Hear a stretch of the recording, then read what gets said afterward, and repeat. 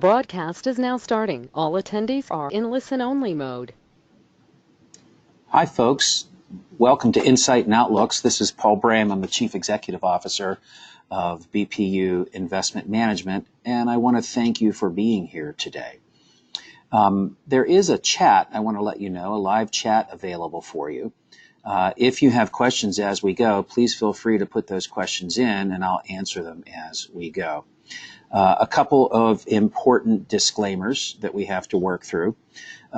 This is informational in nature. It's not a solicitation or an offer to buy any security or instrument or to participate in any trading strategy.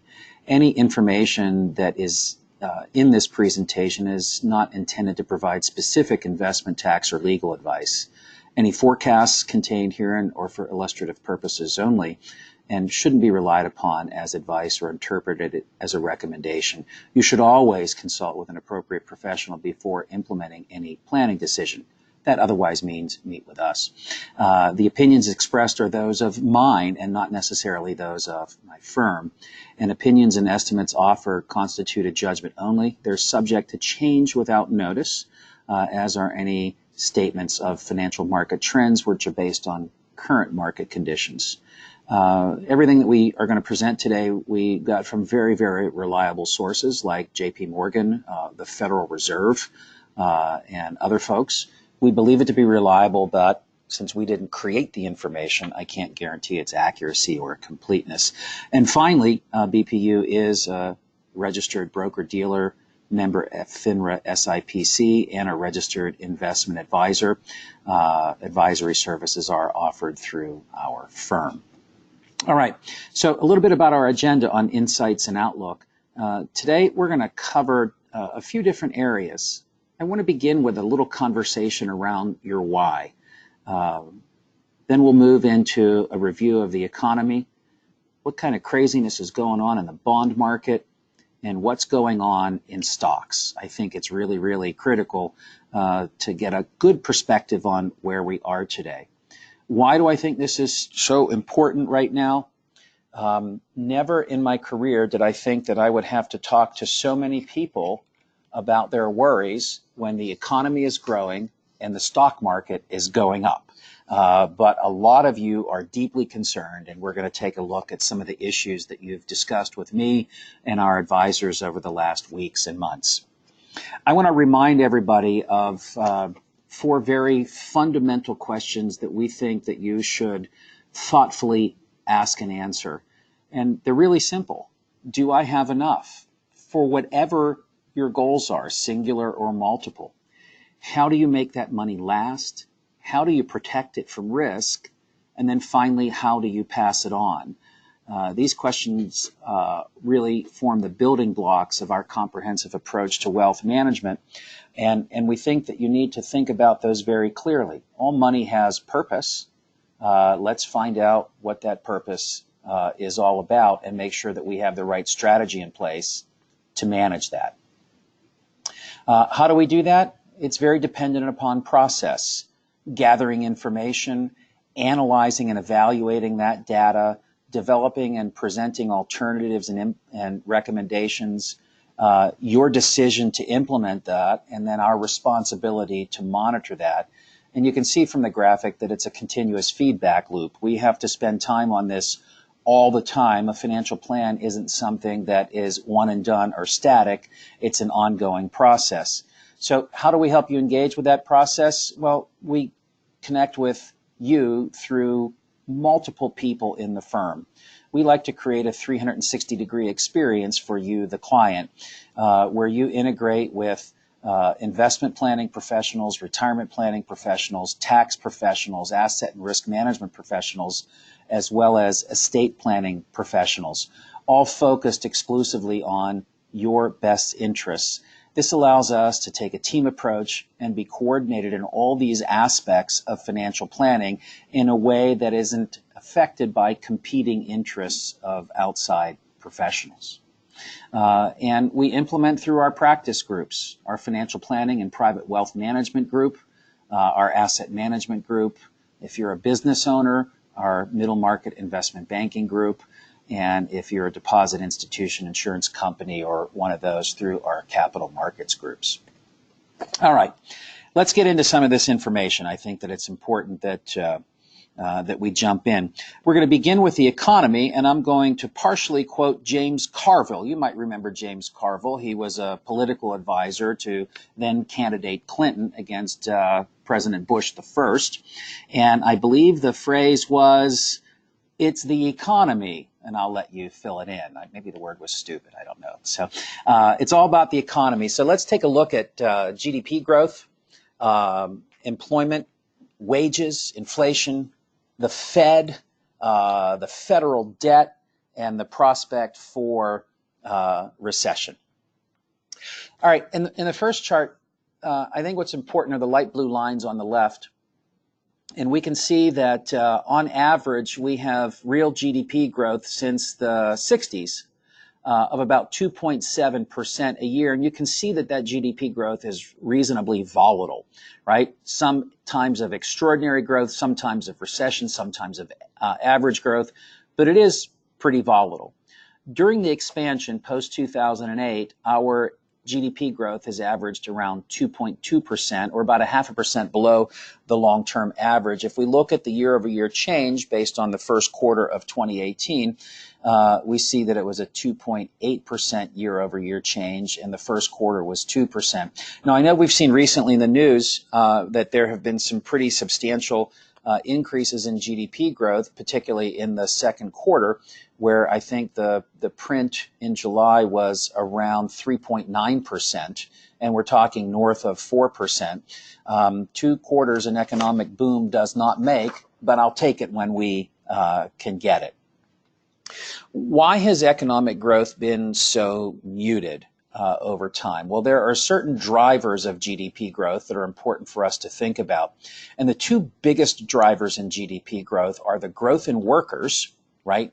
People of working age, and the growth in real output per worker, or what we would call productivity growth. You put these two things together, and you get some element of GDP growth. So if we look at the top left on the chart, we can see that we've kind of steadily been declining in this growth in working age population. And in fact, if we take a look at 2008 to 2017, we see that the growth in working age population has only been about 0.5%, with more of that coming from immigrants than coming from native-born Americans. If we look at consensus forecasts going forward, we see that growth in working age population comes from only about 0.04% from native-born Americans and 0.15% from immigrants. So if we're going to have robust economic growth, we have to change these things fairly dramatically, and I'm not sure how we're going to do that, because most of the folks on the call are probably not going to have kids anytime soon.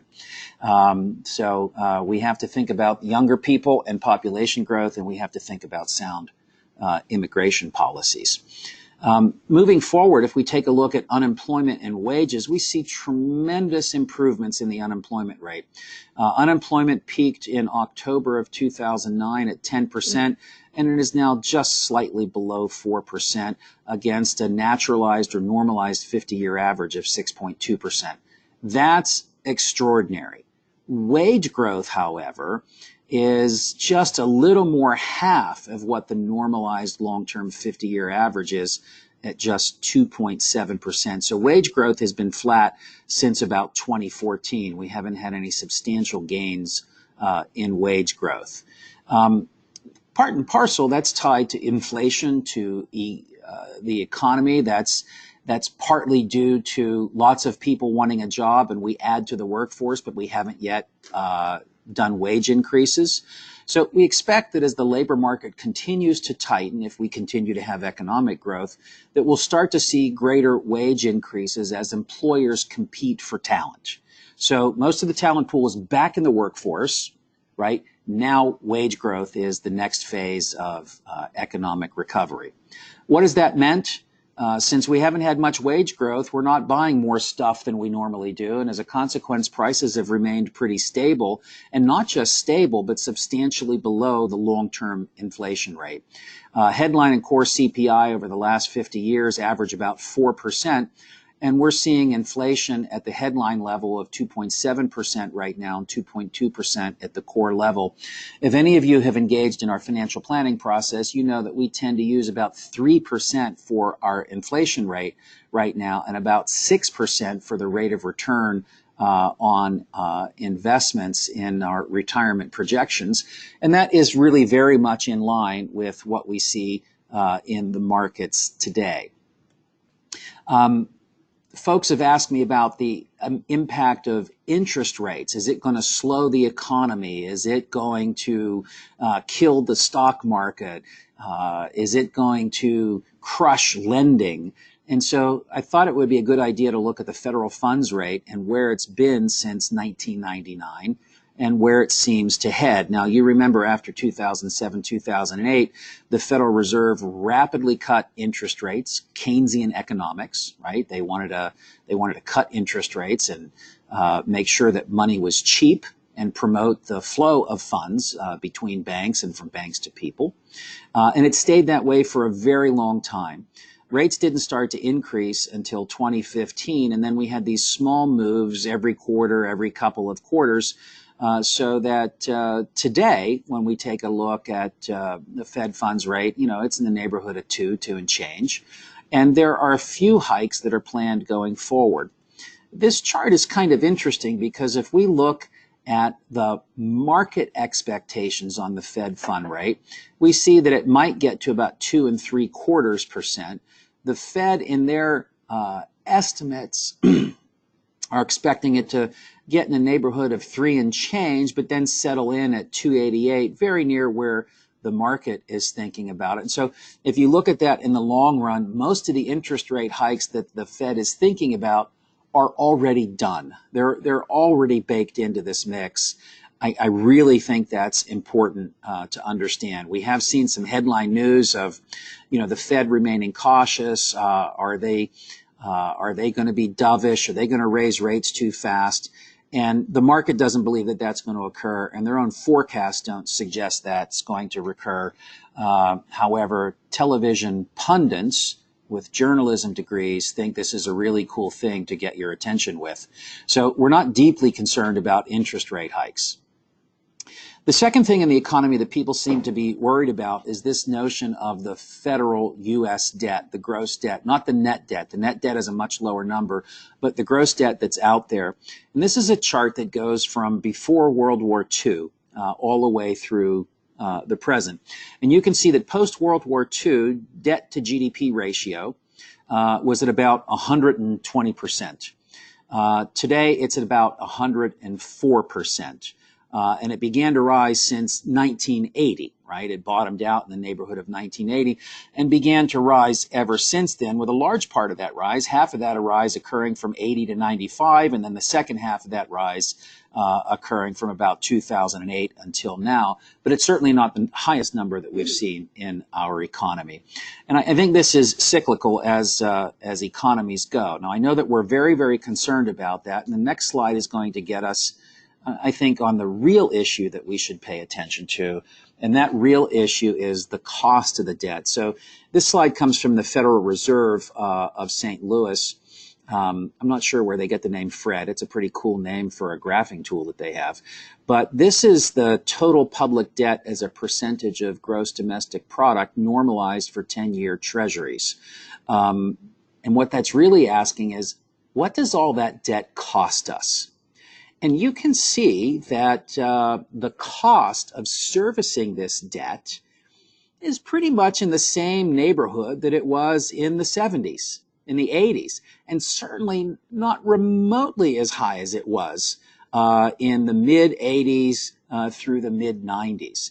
Now we see it's jumped up, it's been volatile since 2010, but if you think about this, we have a bigger economy, the Fed has maintained low interest rates, so the cost of servicing that debt has stayed very low. So think about this like your own household, right? it's not so much the amount of debt you have as can you pay the interest on it, right? And as long as the economy continues to have reasonable growth, this interest burden isn't horrible.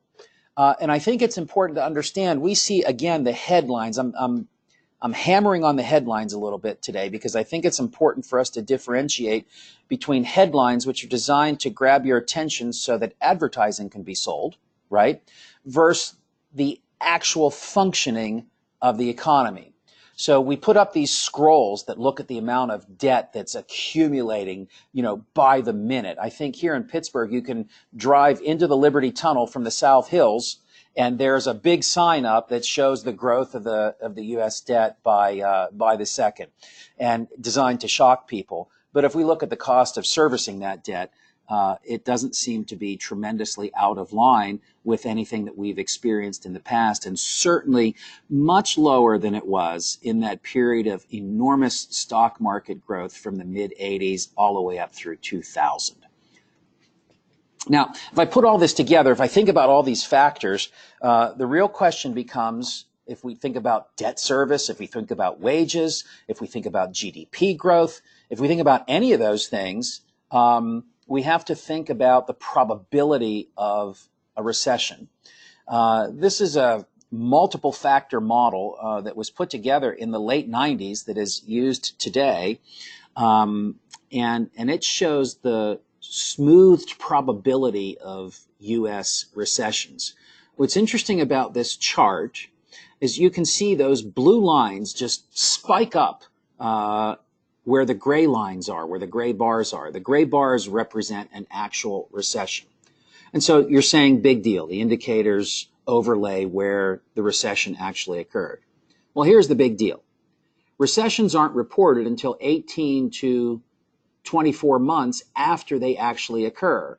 So the NBER comes out with, oh yes, we had a recession, and it's almost 2 years after that recession ended that they declare that we had a recession. So if you look at this graph, the blue lines are current lines, right now lines. So when you see those spike up, you can be pretty darn certain that we're in a recession. And we don't have any spikes. We don't even have any little dips up.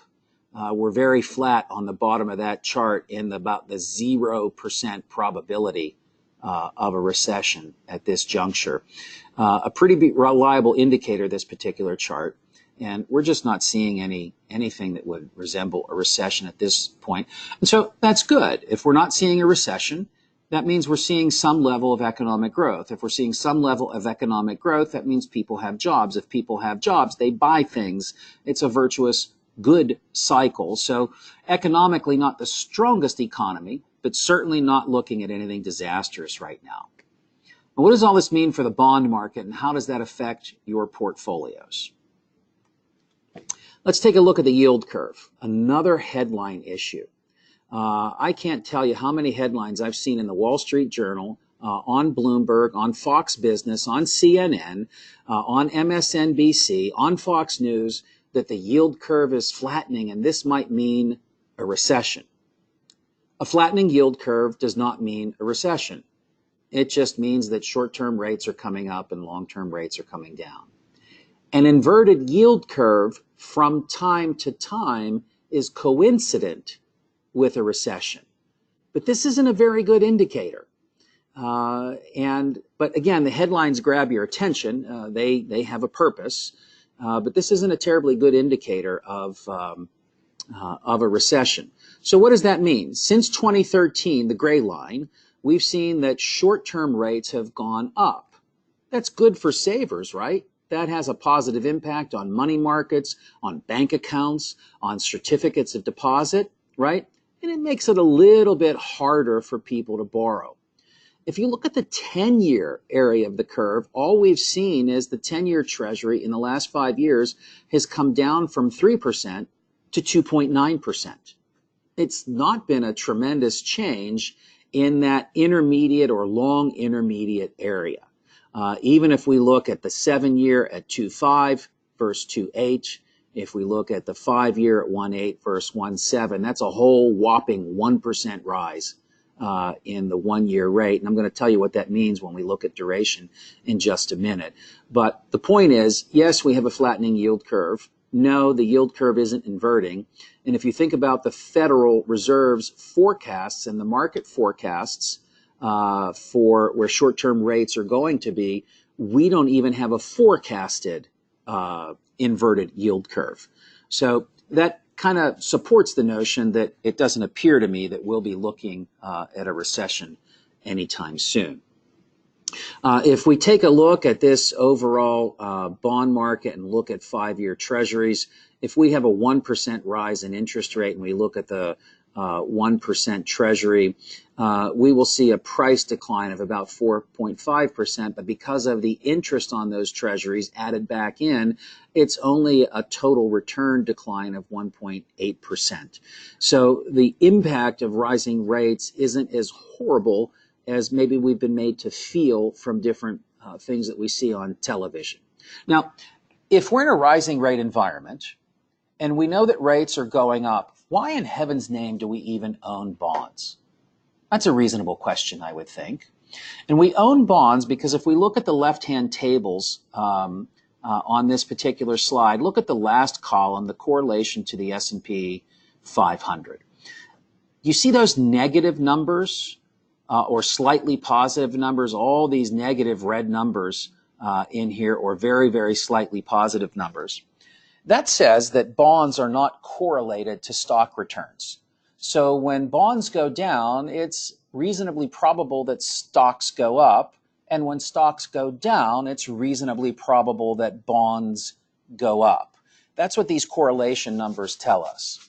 And so the reason we own bonds is not to gain excess return, but to provide stability against equity market drawdowns. When we do have a correction, when we do have a bear market, the bonds in the portfolio are what provides stability to the overall portfolio value, and they create for us a reserve that we can use to liquidate some bonds and buy those stocks when they're on sale through that process of rebalancing. And so this notion of correlation is way more important than the return, because the negative returns that we might experience in this current market based on where we are in interest rates are not terribly important. And once interest rates are done going up, which seems reasonably imminent, prices will stabilize and then interest will create positive returns in the bond market. So let's tie this now to the equity markets. I promised you guys it would be a half hour. We're 22 minutes in. If you do have questions, I would suggest that you type them into the live chat, and I'll be happy to answer them as we go. And I can see that live chat, so go ahead and type a question if you have it, and I'll answer it either as we go or at the end of this program. All right, so when we look at the equity markets, I want to take a look at world events, volatility, valuations, corrections, bear markets, and differing market cycles. I know it sounds like a lot, but it's really not that much. So, world events. This slide's busy. This slide is ridiculous. There's 121 events since 1900 juxtaposed against the Dow Jones Industrial Average, right, all the way up through 2016.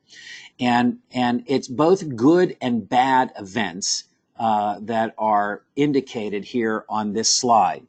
And the point of the slide is that the slope of the stock market is upward irrespective of all the noise that goes on in the world around us. An important takeaway from this slide is the time of recovery. And I want you to notice when we look at recoveries after bear markets that before the Fed, on the lower left-hand side of the graph in the early 1900s, late 1800s, recovery time from a bear market was really long. 19 years, no Fed, right? 25 years, no Fed, right? In the Great Depression.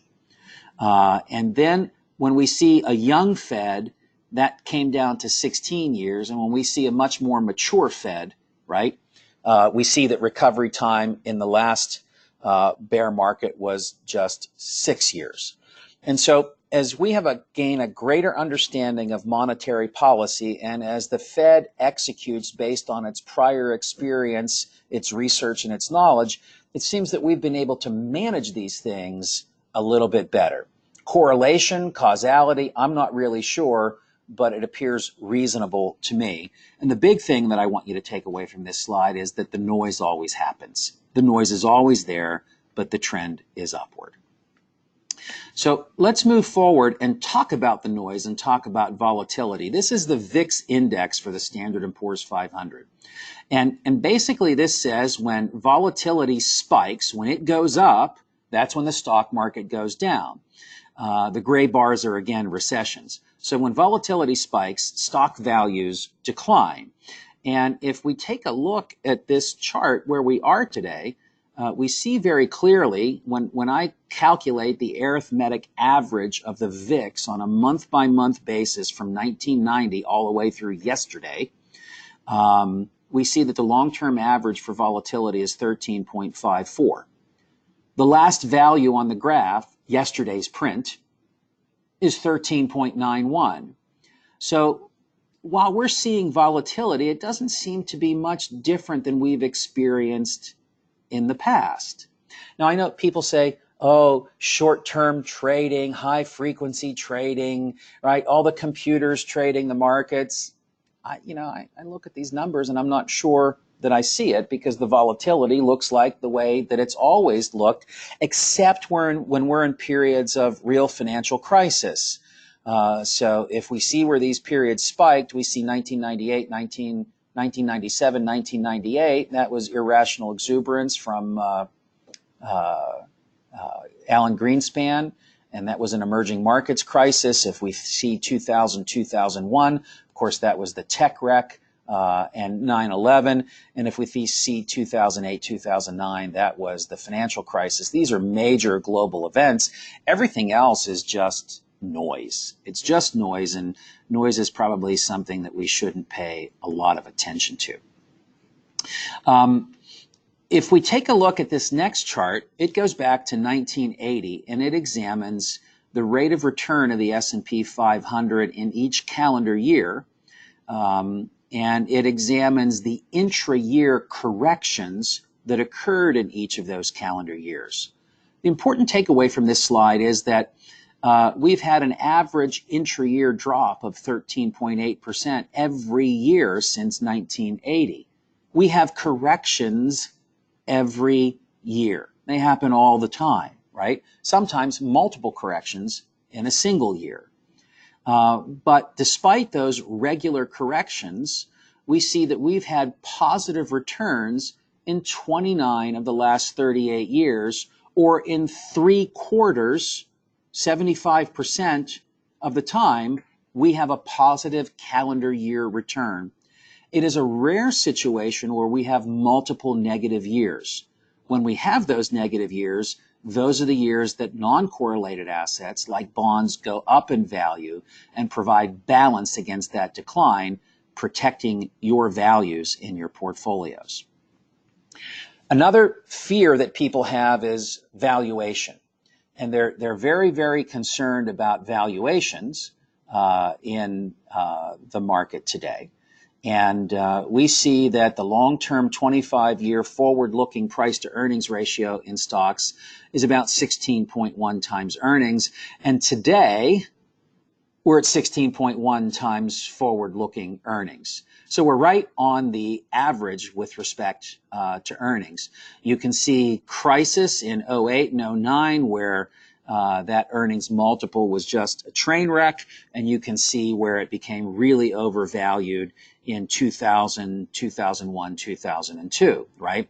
We're nowhere near any of those numbers. Valuations seem normal, and it's been suggested that as the tax cuts for corporations hit, that will improve their earnings, which means it will make the price-to-earnings ratio, that multiple, even more attractive to investors. It might be baked in, I don't know, but there's a sense that it could become even more attractive. Okay, that's the United States. What about the rest of the world? If we take a look at the right side of this table, we see the range of price-to-earnings ratios for the U.S., for all developed markets, for Europe, Japan, and for emerging markets. The gray bar is the range. The diamond represents where we are today when that chart was created, and the purple bar represents the average. So what do we see? We see everything is at or below average in terms of stock valuations. So stocks aren't remotely overvalued at this point in time based on a forward-looking earnings basis. As long as we continue to have reasonable economic growth and reasonable inflation, which is what we've seen, these earnings growth numbers should continue and keep prices of stocks relatively attractive. What about commodities? Commodities could wreck the train, the price of commodities. If we take a look on the left-hand side of this particular table, we see that the zero line is the normalized price of those commodities. The gray bars, again, are the range, and the diamonds are where we are today. And so if we take a look at every one of the major commodities, they are all below their long-term average in price. So, we've had persistent low commodity values. And in fact, if you had invested in the commodities index, the Bloomberg Commodity Index, or the Goldman Sachs Commodities Index, over the last 15 years, you'd have compounded at about a negative 15% rate of return for the last 15 years. As our skill in getting commodities out of the ground, if you will, as that skill increases and those costs of mining, refining, and distribution come down, it keeps prices low. And so we're not having any spikes in commodity prices either. What we have seen is a difference in returns between domestic and foreign stocks, largely driven by two issues. The dollar and by the business cycle. How long after the U.S. began to drastically cut rates and to engage in quantitative easing, how long was it before the rest of the world followed suit? And it was several years later. So you can see generally domestic and foreign equity prices move in tandem, and they have diverged recently. In order for them to come into tandem, foreign equity prices have to increase rather dramatically, or U.S. equity prices have to come down. I think we've been pretty clear that we don't see major declines in U.S. equity prices, so that leaves us with an increase in foreign equity prices. So again, a non-correlated asset, and I believe that we will see very soon a fairly dramatic change in the movement of foreign equity prices.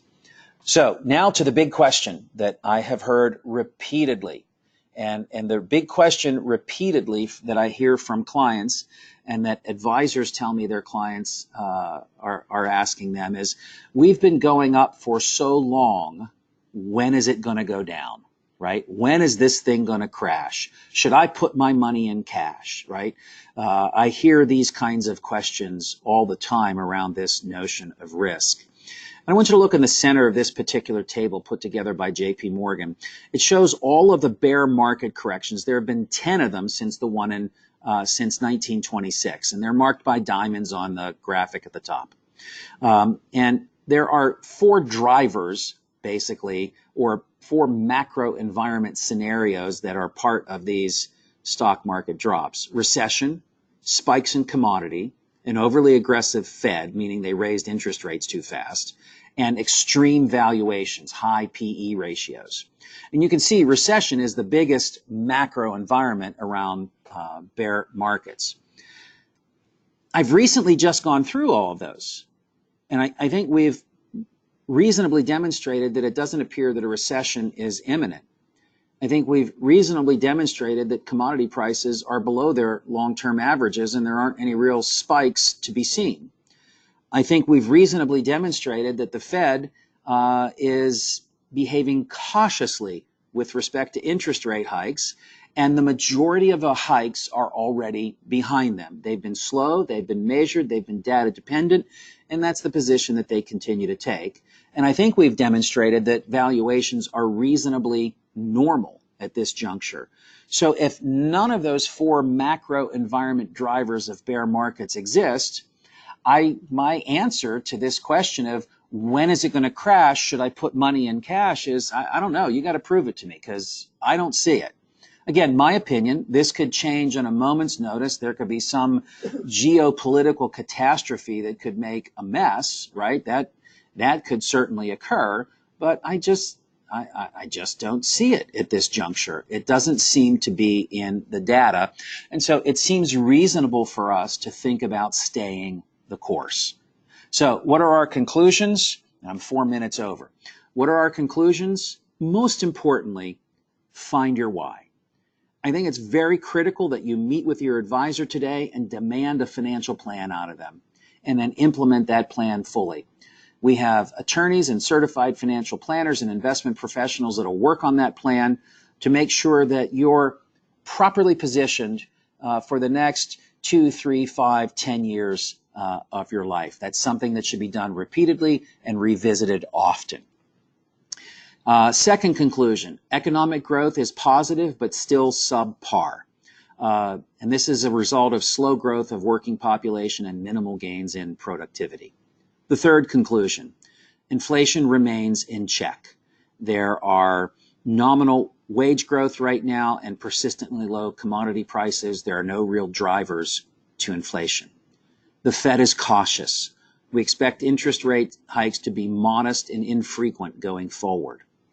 5, the cost of the federal debt relative to GDP is near an all-time low. It's not the nominal debt number, it's the debt service equation that really matters. There doesn't appear to be a recession in sight. A flat yield curve a recession does not make. An inversion appears highly unlikely. Duration and correlation matter. The fixed income components of our portfolios are short duration, high quality, and have very low correlation to the stock market. So we are prepared to continue to make distributions as you need them if you're retired, and we're prepared to rebalance if, from a risk perspective, the portfolio becomes unbalanced in any way. The 9th conclusion, noise is a part of market life. Stop listening, get a set of Bose noise-canceling headphones, go about your life.